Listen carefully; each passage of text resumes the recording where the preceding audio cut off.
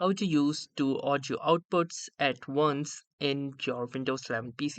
So hey guys, welcome to this tutorial. In this tutorial, I'll guide you through the exact steps on how you can use two different audio outputs from your PC. So in order to start, the first thing that you're going to do is go to the taskbar and simply search for settings. Now simply click onto the settings option and this will lead you to the settings page. Now within the settings, you can see this option that is system. So go to system and from here click on sound. Now within the sound, you can simply scroll down and you can see more sound settings.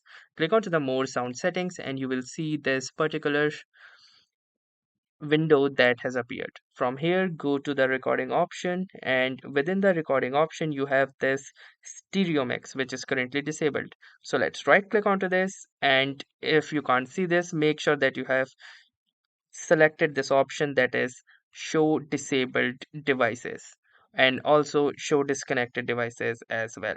So now from here click onto this option that is enabled and now you can see that stereo mix has been successfully enabled.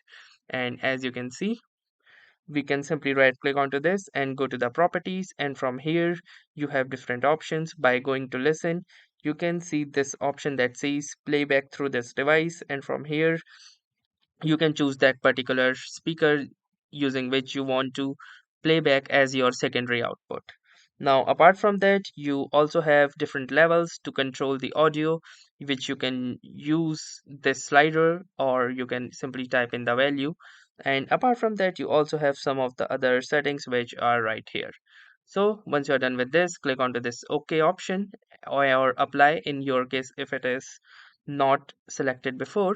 And once you are done with this, you will be able to enjoy two outputs from a single device. So that was all for this tutorial. Thanks for watching and have a nice day.